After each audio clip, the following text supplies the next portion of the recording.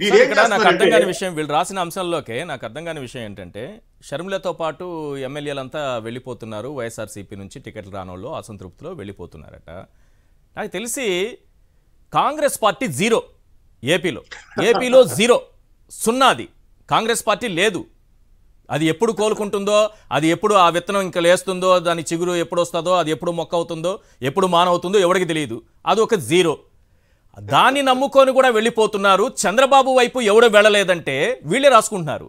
అంటే చంద్రబాబు నమ్ముకోవడం కంటే కూడా కాంగ్రెస్ నమ్ముకోవచ్చు అనుకుంటున్నారా? చంద్రబాబు వేస్ట్ ఫెలో అని రాస్తున్నాయా ఈ పత్రికలు? నాకు అర్థం కావట్లేదు. రెండోది, ఇవన్నీ వీళ్ళందరూ వెళ్ళిపోతే ప్రభుత్వ వ్యతిరేక ఓటు అటు వెళ్ళిపోతుందనేది ఒక విశ్లేషణ అయితే ఉంది. ఒకవేళ ఏదన్నా ఉంటే అది అటు పోతుంది, షర్మిలతో పాటు లేకపోతే ఆ నాయకులతో పాటు పోతుంది అని అంటారు. మరి పవన్ కళ్యాణ్ చెప్పింది ఏంటి సార్? వీళ్ళు ఇంత పెద్ద హెడ్లైన్లు పెట్టి రాస్తున్నారు కదా, ప్రభుత్వ వ్యతిరేక ఓటు చేయకూడదని నేను చంద్రబాబుతో పొత్తు పెట్టుకుంటానన్నారు. మరి ఆయన సొంటైనట్టే కదా. పవన్ ఒక సొంట, ఎందుకు పనికిరాడు అని ఈ పేపర్లు తేల్చినట్టుగా నాకు కనిపిస్తోంది. ప్రభుత్వ వ్యతిరేక ఓటు చీలుతుందని వీళ్ళే చెప్తున్నారు కదా, మరి ఆయన ఎందుకు పెట్టుకోవడం? ప్యాకేజీకి అమ్ముడు పోవడం ఎందుకు? తన పార్టీని తాకట్టు పెట్టడం ఎందుకు? బానిసలుగా తన కార్యకర్తల్ని చేయటం ఎందుకు? ఆ పార్టీని 10 ఏళ్ల పాటు చంద్రబాబు కాళ్ళ కింద పెట్టడం ఎందుకు?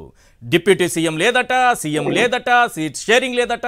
మరి ఎందుకు ఆయన తాకట్టు పెట్టుకుని? అంటే పవన్ కళ్యాణ్ ఒక సుంఠ అని ఈ పత్రికలు రాస్తున్నట్టుగా నాకు అనిపిస్తోంది.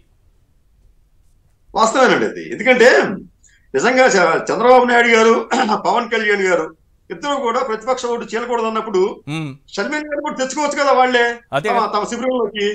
ఎందుకు కాంగ్రెస్ వదిలేయడం ఎందుకు? అంటే ఇవన్నీ కూడా ఏమిటంటే వీళ్ళు ఈ ప్రజలను కొత్త పద్ధతిలో వినూత్నమైన వ్యూహాలతో మోసం చేస్తున్నారు.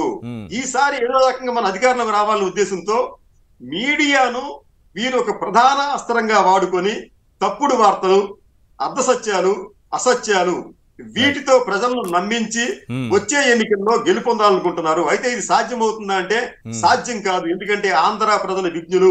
గతంలో మీకు అమరావతి కూడా ఇటువంటి బిల్డప్లే ఇచ్చి ఈ పార్టీలు, ఈ మీడియా, ఇటువంటి బిల్డప్లే ఇచ్చి వాళ్ళు గ్రాఫిక్స్ చూపించి అక్కడ ఏదో అద్భుతం జరిగిపోతుంది, ప్రపంచంలో ఎంతో వింత అనే విధంగా చెప్పినప్పటికీ కూడా ప్రజలు నమ్మలేదు.